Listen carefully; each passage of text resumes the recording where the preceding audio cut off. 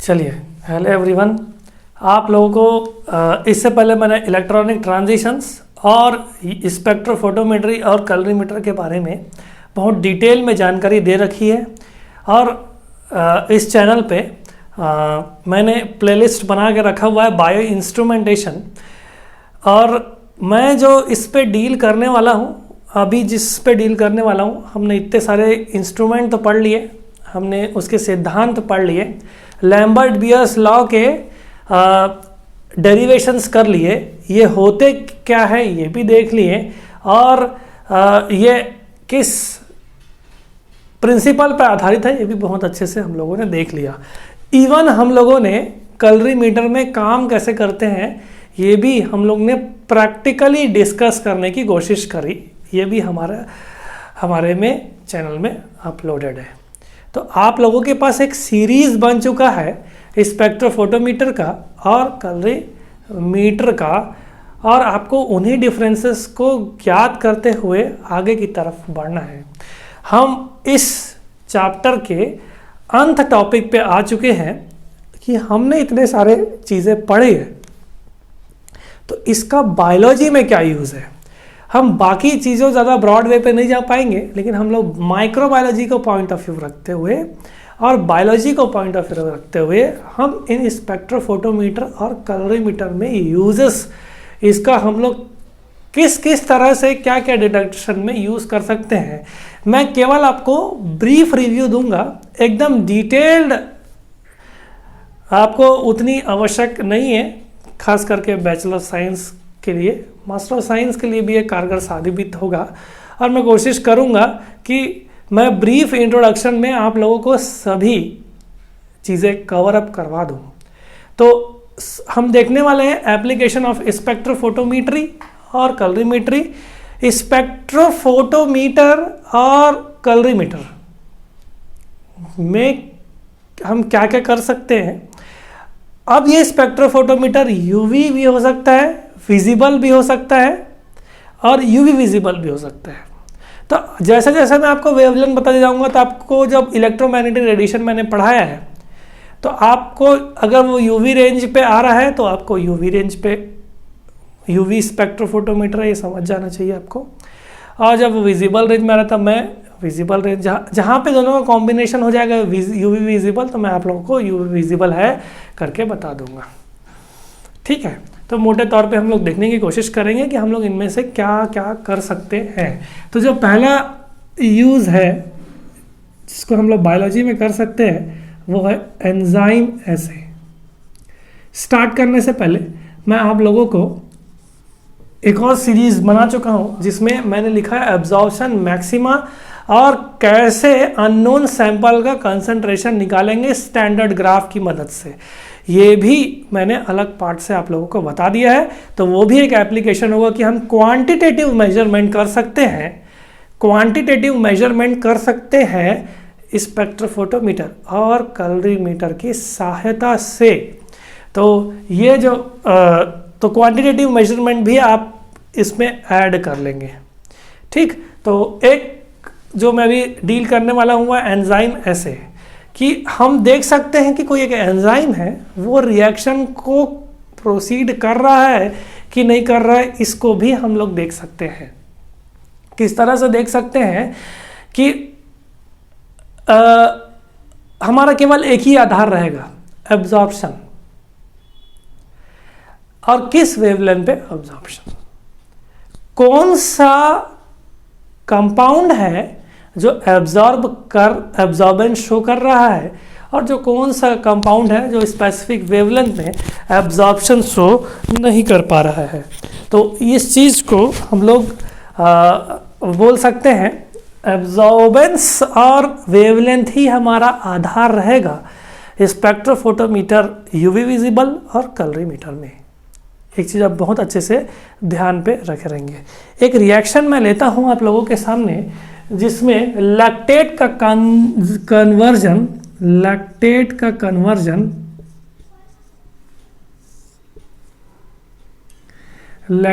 Conversion pyruvate में होता है।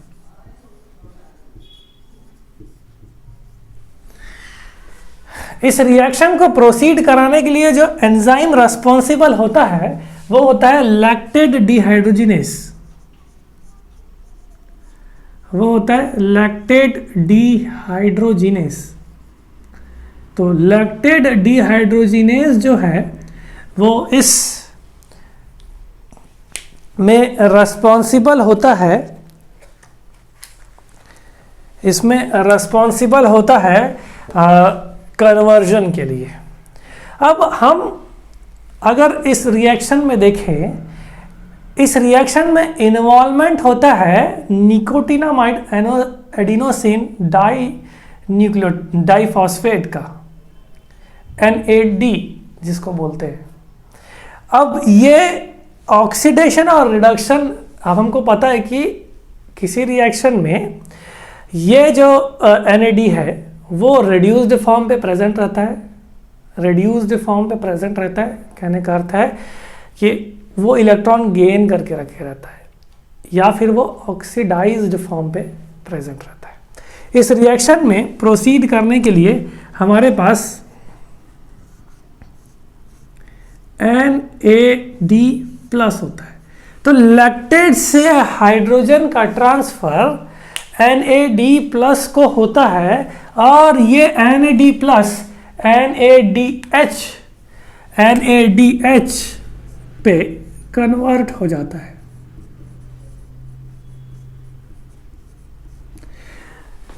तो इसके ट्रांसफर से ये रिड्यूस्ड फॉर्म में गेन किया इसने इलेक्ट्रॉन, H इलेक्ट्रॉन गेन किया, तो ये रिड्यूस्ड फॉर्म पे कन्वर्ट हो गया।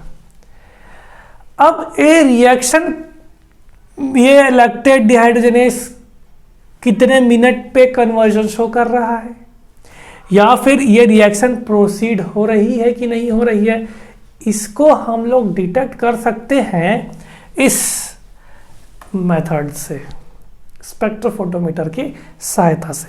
किस तरह से?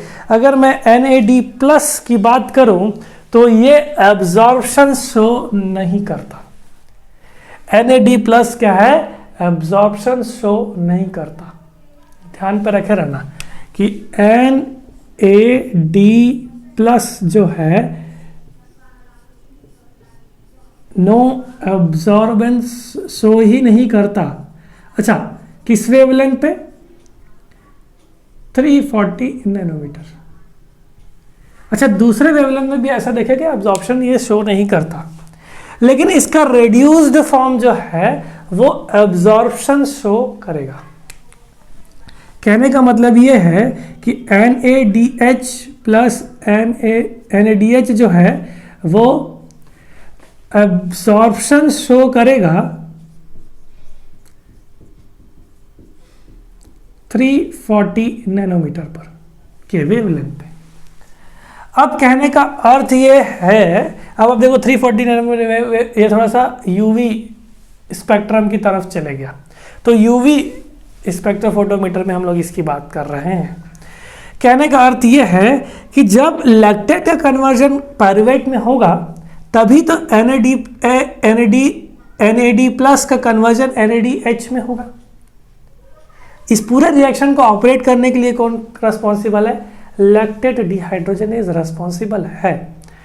इसका मतलब अगर रिएक्शन आगे बढ़ रहा है तो NADH बन रहा है, और NADH बन रहा है, इसको हम लोग डिटेक्ट किससे कर सकते हैं? 340 नैनोमीटर में एब्जॉर्बेंस से। कहने का मतलब यह है कि मैंने एक मिक्सचर एक क्यूवेट में डाल दिया, एक टेस्ट ट्यूब में डाल दिया, उसमें हम लोग ने क्या डाला? लैक्टेट, है ना, लैक्टेट डिहाइड्रोजनेज एंजाइम डाला और NAD प्लस डाल दिया। अब मैं इसका एब्जॉर्प्शन 340 नैनोमीटर में देखने की कोशिश करूंगा, तब मेरे को एब्जॉर्प्शन का कोई भी डेटा नहीं मिलेगा। क्यों? क्योंकि NAD प्लस एब्जॉर्बेंस शो नहीं करता 340 नैनोमीटर पर। अब मैं कुछ देर तक उस रिएक्शन को, उस मिक्सचर को रख दिया, तब लैक्टेट डिहाइड्रोजनेज क्या करेगा? ये कन्वर्जन स्टार्ट करेगा, मतलब लैक्टेट को पाइरूवेट में कन्वर्जन स्टार्ट करेगा।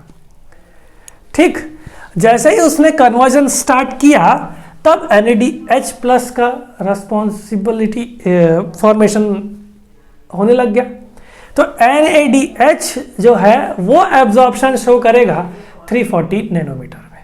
कहने का मतलब ये है, अगर मैं इस रिएक्शन मिक्सचर में शुरुआत टाइम पे बात करूं तो हमको कोई एब्जॉर्प्शन देखने को नहीं मिलेगा, लेकिन जैसे जैसे टाइम के साथ ये रिएक्शन प्रोसीड होगा तो मेरे को 340 नैनोमीटर में एब्जॉर्प्शन देखने को मिलेगा।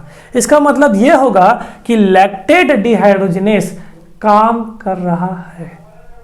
तो आपने एंजाइम का डिटेक्शन किया इस मेथड से, इस प्रिंसिपल को यूज करके कि अभी फिलहाल जिस मैंने एग्जांपल लिया वो लैक्टेट डिहाइड्रोजिनेस था, समझ में आया।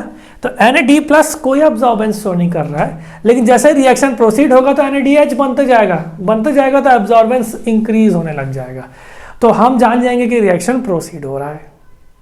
ये एक मेथड हुआ। दूसरा अगर मैं देखूं तो हमारे पास फॉस्फोइनॉल पाइरुवेट का एग्जांपल हम लोग ले सकते हैं। एक और तरीके से हम लोग इस एंजाइम ऐसे को प्रोसीड करते हैं, वो है फॉस्फोइनॉल पाइरुवेट का कन्वर्जन। फॉस्फोइनॉल पाइरुवेट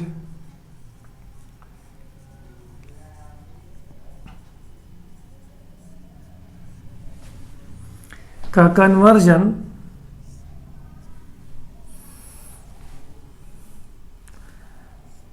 पाइरुवेट में, ठीक। अब ये रिएक्शन हो रहा है कि नहीं हो रहा है, इसको जानने के लिए हम लोग कुछ अलग प्रकार का टेक्निक यूज करते हैं। ऐसा भी कर सकते हैं, कहने का मतलब यही है ना। तो फॉस्फोइनॉल पाइरुवेट का रिएक्शन, अगर मैं, ये पूरा रिएक्शन है ADP के साथ रिएक्ट करके, है ना, इस फॉस्फेट ग्रुप का जो ट्रांसफर है, आपने कभी ना तो कभी इसको जरूर पढ़ा होगा ग्लाइकोलाइसिस में, ठीक। इस ADP को ATP में कन्वर्ट कर देते हैं। अब इस रिएक्शन को देखा जाए तो ये जो रिएक्शन है ये एब्जॉर्बेंस शो करता ही नहीं किसी भी वेवलेंथ में, कोई भी। फॉस्फोइनॉल पाइरुवेट एब्जॉर्प्शन शो नहीं कर रहा है, पाइरुवेट कोई एब्जॉर्प्शन शो नहीं कर रहा है, ADP ATP कोई एब्जॉर्प्शन शो नहीं कर रहा है। समझ पा रहे हैं? अब हम क्या करते हैं, इसका जो प्रोडक्ट है पाइरुवेट,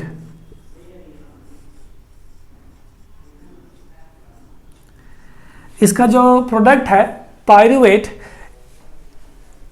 इसमें बहुत, मतलब उस मिक्सचर में एक्चुअल में यही मिक्सचर डाले हम लोग, पाइरुवेट कन्वर्ट हुआ है, प्रोडक्ट बन रहा है ना। तो हम क्या करते हैं कि इस पूरे मिक्सचर में NAD+ एक्सेस अमाउंट में, NAD+ नहीं NADH ज़्यादा बोलना सही होगा, NADH जो है ये हमको पता है कि एब्जॉर्प्शन शो करता है, लेकिन बाकी लोग नहीं कर पा रहे। समझ पा रहे हो? तो हम इस मिक्सचर में NADH भी डाल देते हैं। अब होगा ये कि जब फॉस्फोइनॉल पाइरुवेट एक्सेस अमाउंट में डालेंगे, कम नहीं, है ना, तो फॉस्फोइनॉल पाइरुवेट में कन्वर्जन तो शो कर रहा है, हो रहा है। अगर रिएक्शन प्रोसीड हो रहा होगा तो फॉस्फोइनॉल पाइरुवेट में कन्वर्ट होगा। अब बचा हमारे पास NADH, तो जैसे ही वो पाइरुवेट में कन्वर्ट हुआ तो पाइरुवेट NADH के साथ रिएक्शन करके वो कन्वर्ट हो जाएगा लैक्टेट में। कहने का अर्थ यह है, इसके जस्ट पहले जो रिएक्शन बताया वो रिवर्सिबल रिएक्शन था, है ना। तो जो पाइरुवेट है वो लैक्टेट में कन्वर्ट हो जाएगा और NADH को NAD+ में कन्वर्ट कर देगा। तो पहले क्या हुआ, ये रिएक्शन में कोई अब्जॉर्प्शन शो नहीं हो रहा है, लेकिन जब मैंने NADH डाला तो हमको पता चल गया कि NADH जो है वो 340 नैनोमीटर में एब्जॉर्प्शन शो करता है। जब ये रिएक्शन में मैंने NADH नहीं डाला था तब ये रिएक्शन में कोई ऑब्जॉर्बेंस नहीं था, लेकिन जैसे ही मैंने पूरे एक मिक्सचर में, हमको ये करना है, प्रोडक्ट अपने आप बनेगा रिएक्शन हो करके, तो मैंने इसको और इसको, फॉस्फोइनॉल पाइरुवेट, ADP और NADH, इस तीनों को मैंने एक रिएक्शन मिक्सचर में डाला। शुरू में मैंने एब्जॉर्बेंस देखा तो 340 में केवल यहां पे एब्जॉर्बेंस हम लोग को देखने को मिला। समझ रहे हो? हमको एब्जॉर्बेंस शुरू में देखने को मिलेगा, क्योंकि NADH NAD+ में कन्वर्ट नहीं हुआ है, अभी प्रोडक्ट नहीं बने हैं। ये कन्वर्ट तभी होगा जब ये प्रोडक्ट बनेगा, और ये प्रोडक्ट कब बनेगा? जब ये रिएक्शन कंप्लीट होगा। समझ रहे हो? जस्ट उल्टा काम कर दिया हम लोगों, इंट्रोडक्शन किए हम लोगों ने एब्जॉर्बिंग सब्सटेंसेस के। ठीक, तो फॉस्फोइनॉल पाइरुवेट से पाइरुवेट में कन्वर्जन हुआ। जैसे ही अगर ये रिएक्शन आगे बढ़ रहा होगा तो पाइरुवेट का साथ रिएक्ट NADH करेगा और ये NADH NAD+ में कन्वर्ट हो जाएगा। अब मैं फाइनल सोल्यूशन का एब्जॉर्बेंस देखूंगा तब मेरे को एब्जॉर्बेंस देखने को नहीं मिलेगा। कहने का मतलब यह है, जब मैं शुरुआत मिक्सचर में 1 2 3 कंपाउंड्स को डाला तो मेरे पास एब्जॉर्प्शन देखने को मिला, लेकिन जैसे ही ये रिएक्शन आगे की तरफ बढ़ रहा होगा तो मेरे को 340 में एब्जॉर्प्शन देखने नहीं मिलेगा। तो मैं क्या बोल सकता हूं कि इस केस में एब्जॉर्बेंस जो है वो डिक्रीज होता हुआ नजर आएगा, क्योंकि शुरुआत में बढ़ा हुआ, उसके बाद ये घटते हुए क्रम पे जा रहा है। तो मैं क्या बोल सकता हूं कि ये रिएक्शन प्रोसीड हो रहा है। तो ये एक मेथड था एंजाइम एसे का, जिसमें हम लोग इस एंजाइम एसे को इस तरह से लिख सकते हैं। अब आपको करना यह है कि आपको इन रिएक्शन का एग्जाम्पल को बहुत अच्छे से, जैसे मैंने आपको एक्सप्लेन किया, उसको आपको बहुत अपने शब्दों में लिख देना है, इन्हीं रिएक्शंस को आधार बना करके। तो आपका एंजाइम एसे वाला पॉइंट ऑफ व्यू कन्वर काम हो जाएगा। ठीक, चलिए अब हम लोग देख सकते हैं सेकंड वाला हिस्सा। एंजाइम एसे के बाद मैं सेकंड एप्लीकेशन पे जाऊँ तो मेरे पास आता है एक मॉलिक्यूलर वेट। हम लोग कंपाउंड्स के मॉलिक्यूलर वेट निकाल सकते हैं। ठीक, तो मॉलिक्यूलर वेट डिटर्मिनेशन में भी स्पेक्ट्रोफोटोमीटर यूजफुल है। कैसे सर? हम एक ही चीज का फायदा फिर उठाएंगे, एब्जॉर्बेंस। हर एक कंपाउंड का नेचर अलग होने की वजह से, इलेक्ट्रॉनिक ट्रांजिशन में देखा है, नेचर अलग होने की वजह से वो डिफरेंट वेवलेंथ की लाइट अब्जॉर्ब करेगा और उसको अलग अलग एनर्जी चाहिए होगी अब्जॉर्ब करके लो स्टेट से हाई स्टेट में जाने के लिए। मतलब ग्राउंड स्टेट से एक्साइटेड स्टेट में जाने के लिए उसको डिफरेंट वेवलेंथ्स की आवश्यकता पड़ेगी, तब वो जंप कर पाएगा। इसी चीज़ का फायदा हम लोग उठाएंगे। इसका मतलब एक कंपाउंड दूसरे कंपाउंड से डिफर किस पे होगा? ऑप्टिकल डेंसिटी या फिर एब्जॉर्बेंस से। सही बोल रहा हूँ नहीं? तो हमारे पास एक डेरिवेशन प्रेजेंट रहता है। हम लोग ने एक्सटिंक्शन कोएफिशिएंट की बात करी थी और हम लोग मॉलिक्यूलर वेट का जो डिटर्मिनेशन है वो एक इस फॉर्मूले से निकाल सकते हैं, वो है ये। तो ए जो है वो एक्सटिंक्शन कोएफिशिएंट को डिनोट कर रहा है। ए जो रहा है वो एक्सटिंक्शन कोएफिशिएंट को डिनोट कर रहा है। अब देखो भाई,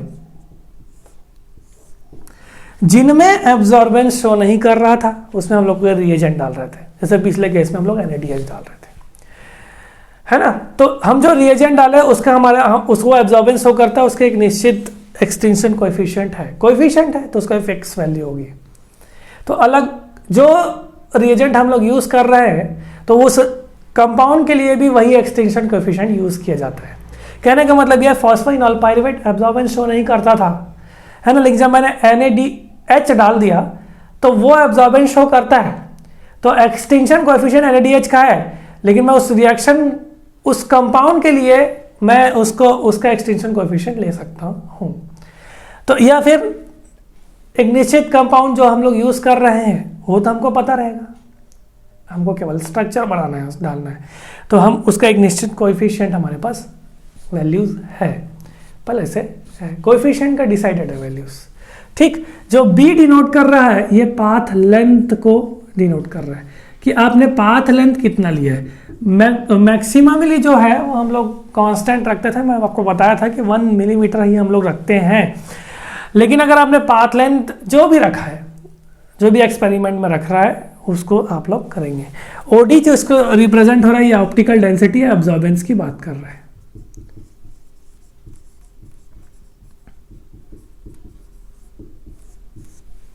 ठीक, और जो W है वो वेट है कंपाउंड का ग्राम पर लीटर में।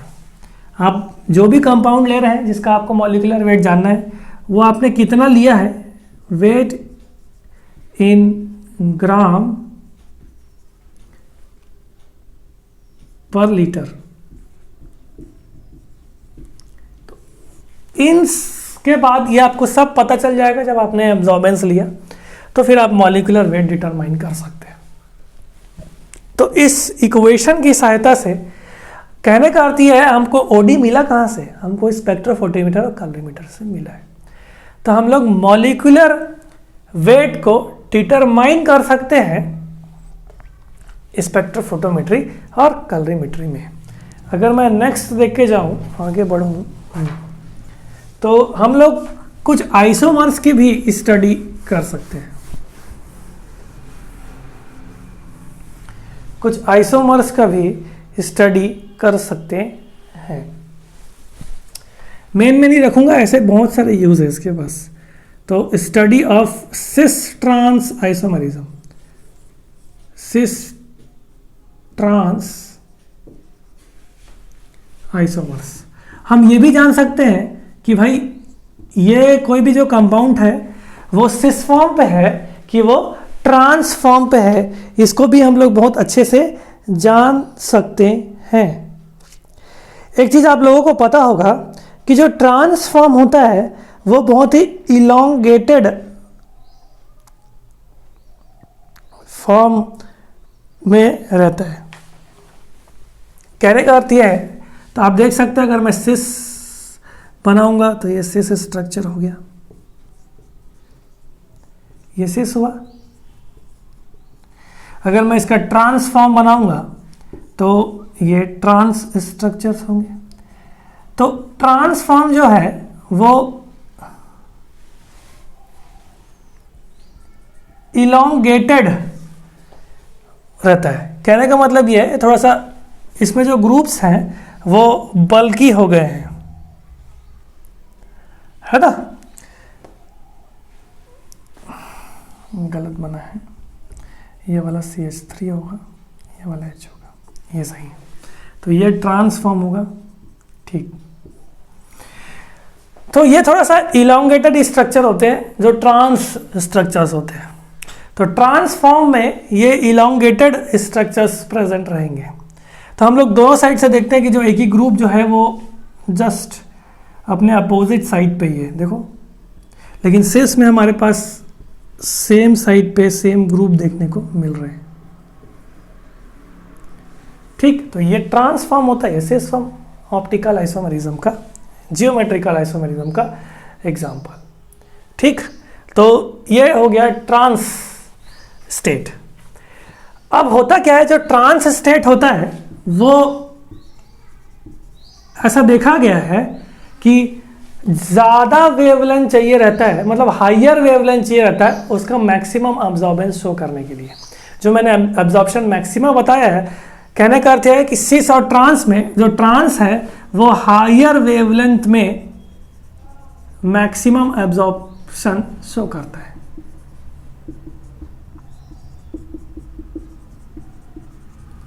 Shows maximum absorbance.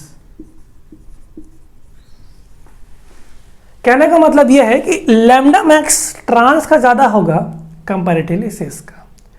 आपको एक कंपाउंड है, उसका आपको पता है कि सिस या ट्रांस है, आपको पता नहीं किस स्टेट पे है, तो आप इसके मेथड से भी ज्योमेट्रिकल आइसोमरिज्म भी आप जान सकते हैं, सिस और ट्रांस कन्फर्मेशन भी जान सकते हैं। ये हो गई तीसरी पॉइंट। उसके बाद हम लोग देख सकते हैं फोर्थ पॉइंट। फोर्थ में आप लोग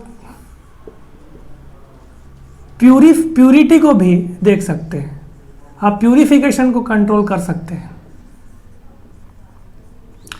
एग्जाम्पल के तौर पे हम लोग लेंगे कार्बन डाइसल्फाइड और कार्बन टेट्राक्लोराइड। ठीक, अब देखो कार्बन डाइसल्फाइड और कार्बन टेट्राक्लोराइड है ना, कार्बन डाइसल्फाइड और कार्बन टेट्राक्लोराइड। कार्बन टेट्राक्लोराइड में ऐसा देखा गया है कि कार्बन डाइसल्फाइड के इंप्योरिटीज प्रेजेंट रहते हैं।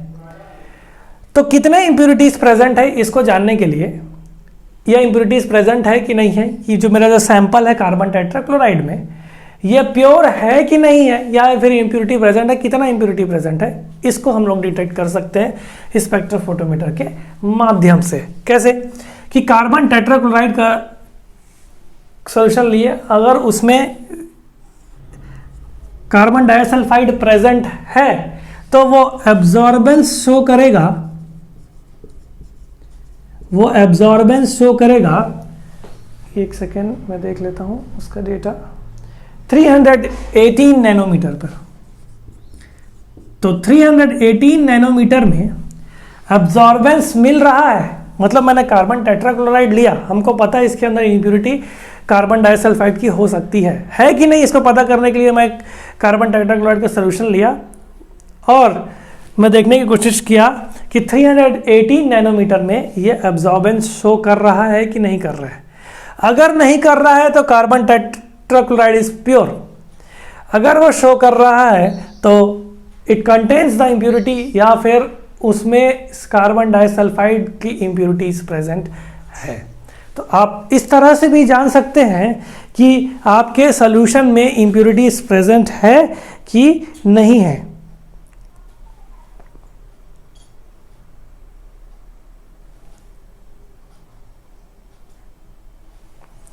ठीक, एक और एग्जांपल ले सकते हैं, इथेनॉल, माइक्रोबायोलॉजी के स्टूडेंट हैं हम लोग, तो ऑब्सोल्यूट अल्कोहल।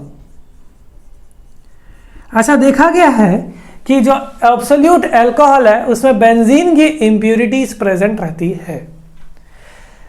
तो ये एब्सोल्यूट अल्कोहल में बेंजीन की इंप्योरिटीज प्रेजेंट है कि नहीं, इसको जानने के लिए मैं एब्सोल्यूट अल्कोहल लूंगा और इसका एब्जॉर्बेंस चेक करूंगा 280 नैनोमीटर में, 280 नैनोमीटर में, और इस वेवलेंथ में अल्कोहल एब्जॉर्प्शन शो नहीं करता। इसका मतलब यह है कि बेंजीन एब्जॉर्बेंस शो करेगा 280 नैनोमीटर में, अगर इसमें बेंजीन रहेगा तब। अगर नहीं है, अगर अल्कोहल फ्री ऑफ बेंजीन है तो ये एब्जॉर्बेंस शो नहीं करेगा। तो हम जान जाएंगे कि बेंजीन प्रेजेंट है कि बेंजीन नहीं है।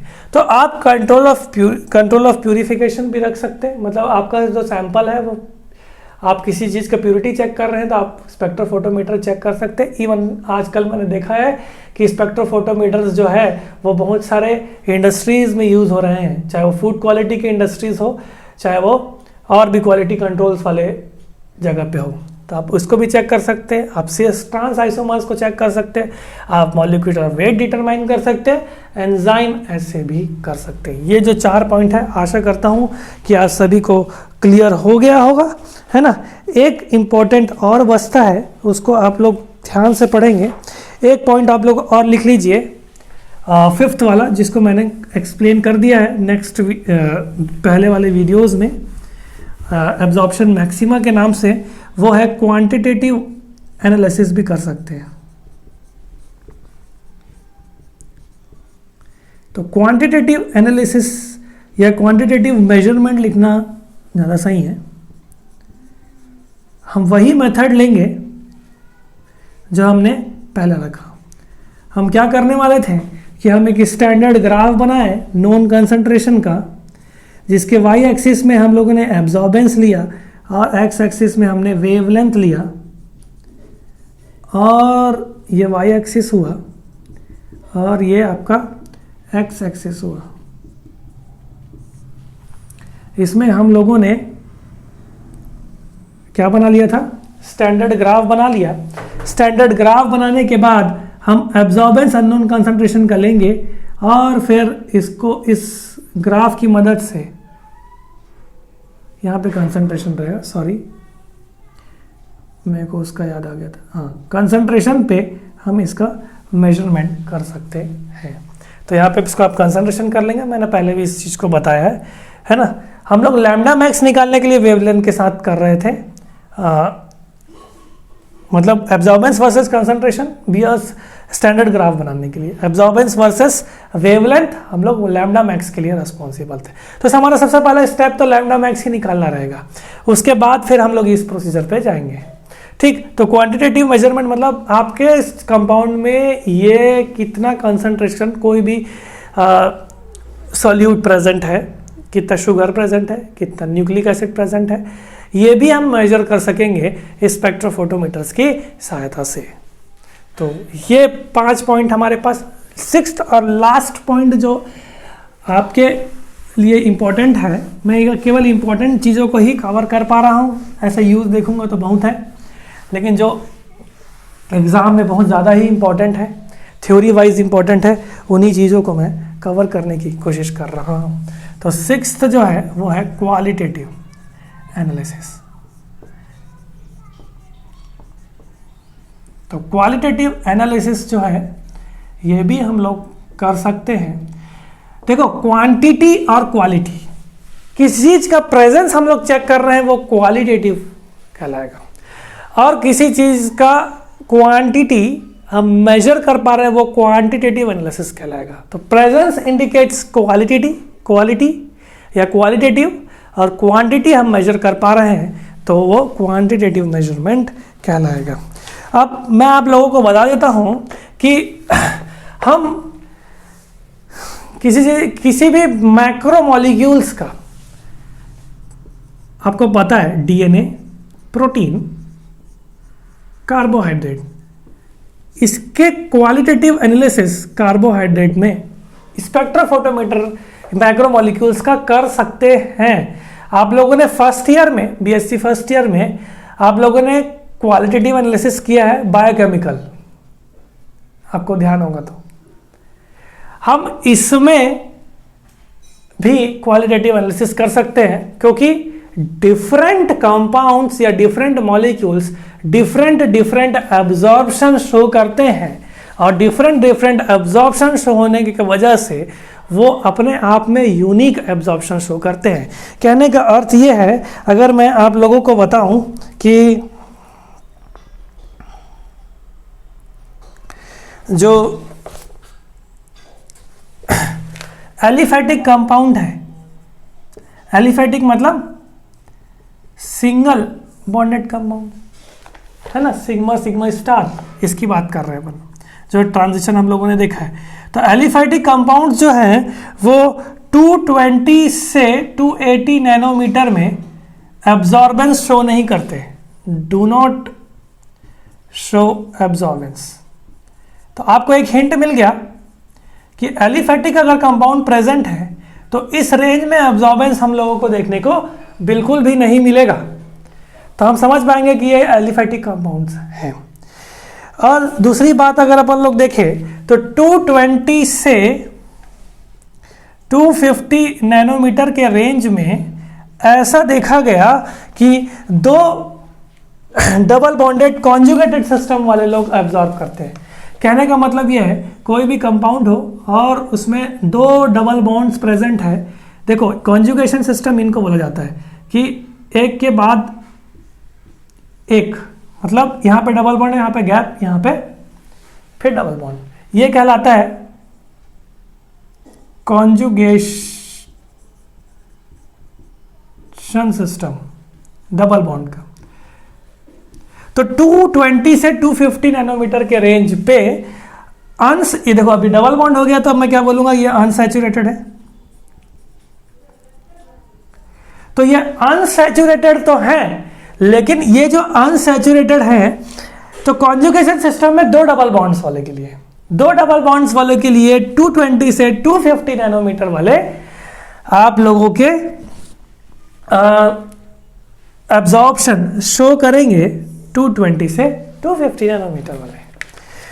अगर ये कॉन्जुगेशन सिस्टम ज़्यादा है, मतलब ऐसा कॉन्जुगेशन सिस्टम ज़्यादा है, कहने का मतलब ये है ये मल्टीपल है, दो ना हो करके ये बहुत ज़्यादा ही है, जैसे कि यहाँ पे एक डबल बॉन्ड फिर एक छोड़ के फिर डबल बॉन्ड फिर, मतलब दो से ज़्यादा हो तब इनका एब्जॉर्प्शन रेंज 250 से 330 नैनोमीटर हो जाएगा, 250 से 330 नैनोमीटर्स की तरफ हो जाएंगे।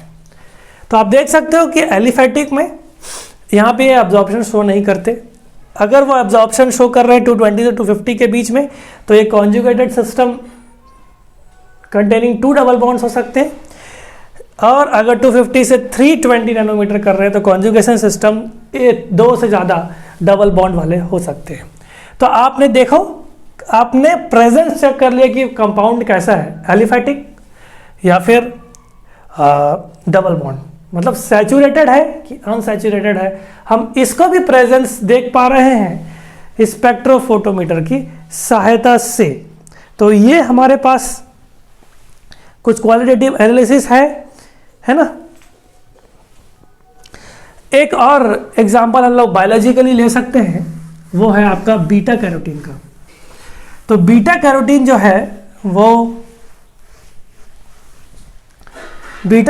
जो है वो एक इंपॉर्टेंट प्रीकर्सर है विटामिन ए का। बीटा कैरोटीन, गाजर में बीटा कैरोटीन होता है, इस कारण से बोलते हैं अपनी दृष्टि बढ़ानी है, जिसको चश्मा लगा हुआ है वो गाजर खाए, क्योंकि बीटा कैरोटीन प्रेजेंट रहता है। बीटा कैरोटीन प्रीकर्सर होता है, प्रीकर्सर मतलब विटामिन ए को बनाने में मदद करता है। तो बीटा कैरोटीन जो है वो येलो कलर शो करता है, और अगर मैं इसमें इसका स्ट्रक्चर वाइज फिलहाल आपको ज़रूरत नहीं है, अगर बीटा कैरोटीन का स्ट्रक्चर देखो तो मेरे पास 11 double bond conjugated system present रहता है।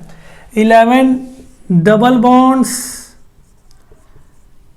कॉन्जुगेटेड सिस्टम प्रेजेंट रहता है। तो मैं क्या बोल सकता हूं, 11 double bond conjugated system present है, और ये अब्जॉर्प्शन शो करता है 400 से 500 नैनोमीटर के बीच में। जस्ट एक डेटा है आपको समझाने के लिए, याद तो मेरे को भी पूरा डेटा याद किसी को भी नहीं होगा, है ना। तो बीटा कैरोटीन अगर आप डिटेक्ट कर रहे हैं तो उसमें निश्चित हमको पता है कि 400 से 500 नैनोमीटर में, है ना, ये शो करेगा। अब आप एक डिफरेंस देख सकते हैं, इससे पहले जितने भी मैंने रेंजेस बताया था वो यूवी रेंजेस थे, ये विजिबल रेंज है क्योंकि येलो कलर का कॉम्प्लेक्स शो कर रहा है। तो इससे पहले जितने भी मैंने 220 बताया है ना, ये सब यूवी स्पेक्ट्रा में आएंगे, तो आपको उसको ध्यान पर रखना पड़ेगा। हमको पता रहना चाहिए कि विजिबल रेंज 400 से नीचे यूवी आएगा, अगर 700 से ऊपर IR स्पेक्ट्रम चालू हो जाता है। मैंने पहली क्लास में सबसे पहले यही चीज़ बताया था आप लोगों को, अगर आप लोगों को ध्यान पे है तो ठीक। तो ये एग्जांपल आपके बायोलॉजी में इंपॉर्टेंट रह सकता है। क्वालिटेटिव एनालिसिस करना है तो येलो कॉम्प्लेक्स बनाता है, और एब्जॉर्प्शन हम लोग 400 से 500 नैनोमीटर में देखेंगे तो आपको एब्जॉर्बेंस देखने को मिलता है। और ये एग्जांपल है कॉन्जुगेटेड डबल बॉन्ड्स के, इसमें 11 डबल बॉन्ड्स कॉन्जुगेटेडली प्रेजेंट रहते हैं। विटामिन के का भी एग्जाम्पल आप लोग ले सकते हैं। विटामिन के में प्रेजेंट होता है क्विनोन, फाइलोक्विनोन इसका केमिकल नेम होता है, अगर आपको ध्यान होगा तो विटामिन के जो है इसका एक इम्पॉर्टेंट जानकारी आप लोगों को बता देता हूं कि ये ब्लड क्लॉटिंग में मदद करने वाला विटामिन है। तो जो ब्लड क्लॉटिंग में मदद करने वाला जो विटामिन है वो है आपका विटामिन के। तो विटामिन के जो है वो ब्लड क्लॉटिंग में मदद करता है। इसमें जो ग्रुप प्रेजेंट रहता है वो क्यूनोन ग्रुप प्रेजेंट रहता है ना। तो ये जो क्यूनोन ग्रुप है ये around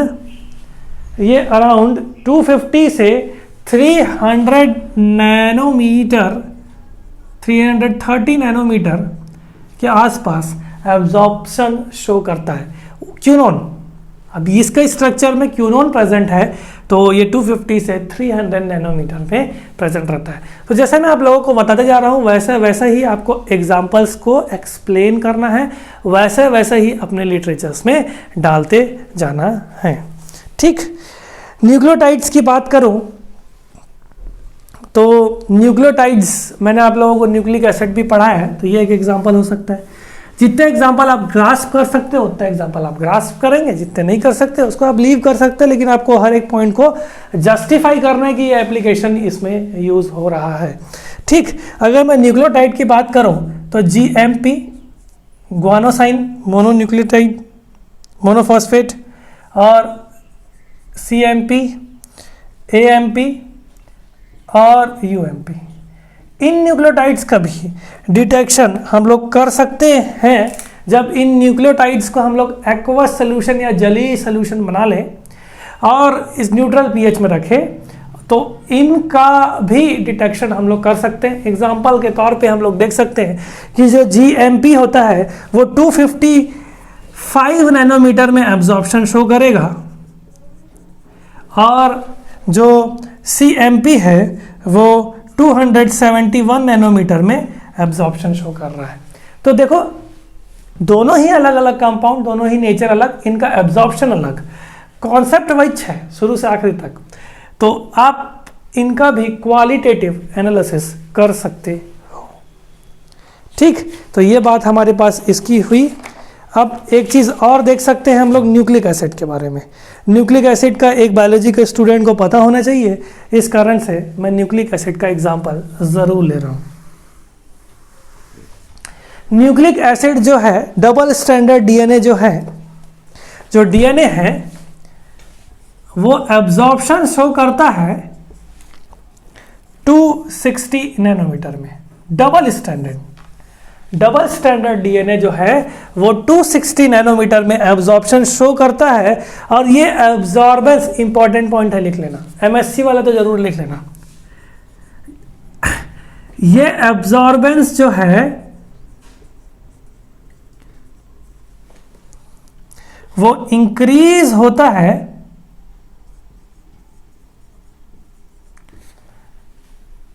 when DNA solution is heated।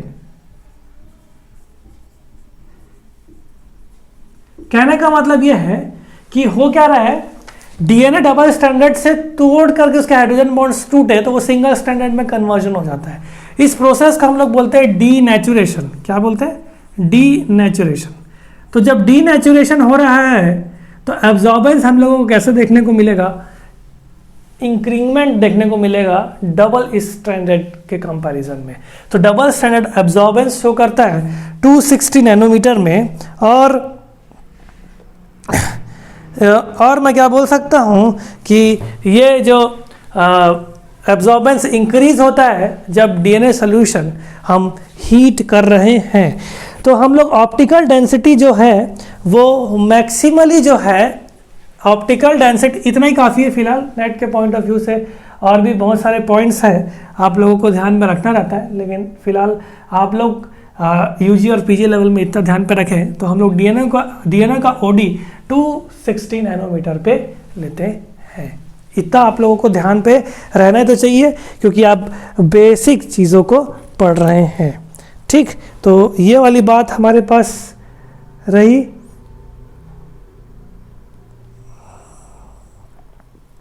ठीक, और मैं क्या बोल सकता हूँ कि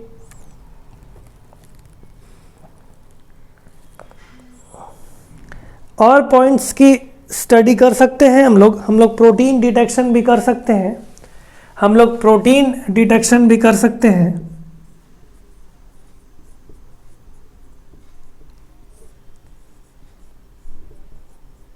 कि एक प्रोटीन में कौन कौन से एमिनो एसिड्स प्रेजेंट है, इसको भी हम लोग डिटेक्ट कर सकते हैं।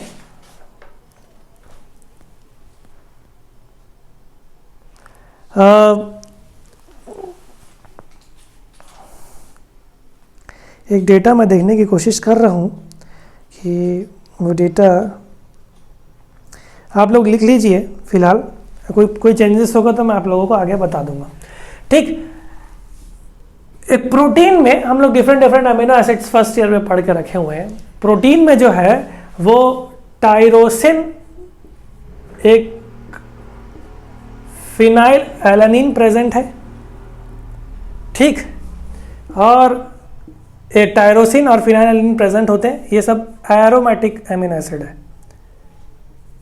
टायरोसिन के फिलहाल केस पे बात कर लेते हैं कि प्रोटीन में tyrosine aromatic amino acid present है कि नहीं है। तो यह देखा गया, फिनाइल एलानिन भी कभी एग्जांपल ले सकते हो। तो ऐसा देखा गया है कि ये जो अमीनो एसिड्स है टायरोसिन, वो 280 नैनोमीटर में एब्जॉर्प्शन शो करता है। तो ये एक स्पेसिफिक प्रॉपर्टी है, ये बहुत बार कॉम्पिटिटिव एग्जाम्स में पूछा भी गया है। तो टायरोसिन का एब्जॉर्प्शन पूछा गया है, तो 280 नैनोमीटर के आसपास ये एब्जॉर्प्शन शो करते हैं। फिनाइल भी इसके आसपास पे एब्जॉर्प्शन शो करता है। तो इस कारण से हम लोग इसको सर्कुलर डाइक्रोनिज्म में भी यूज़ करते हैं, ये प्रॉपर्टी की वजह से। तो खैर वो आप लोग का बात नहीं है। फिलहाल इतनी बात आप लोगों को ध्यान पर रखनी पड़ेगी कि हम इतने सारे एप्लीकेशन से क्वालिटेटिव एंजाइम ऐसे, molecular weight determination, cis trans isomerism और प्यूरिटी, क्वांटिटी और क्वालिटी, तो ये पूरा एप्लीकेशन है। कुछ मेजर जिसको मैंने आप लोगों को रिव्यू करके रखा है, मतलब रिव्यू नहीं, ब्रीफ करके रखा हुआ है, और आशा करता हूँ कि आप लोग इसको बहुत अच्छे से एक्सप्लेन करेंगे और अपने थ्योरी पेपर से बहुत अच्छे से लिखने का प्रयास करेंगे, ठीक। तो आप बहुत अच्छे से इस वीडियो को देख लीजिए। कोई भी प्रॉब्लम हो तो आप कमेंट सेक्शन पे लिख लेना, आप ग्रुप पे डाल सकते हैं, मैं कोई भी पॉइंट होगा उसको डिस्कस ज़रूर कर लूँगा, ठीक। तो आप सभी का बहुत बहुत धन्यवाद। कोई भी प्रॉब्लम हो आप लोग लिख सकते हैं। Thank you.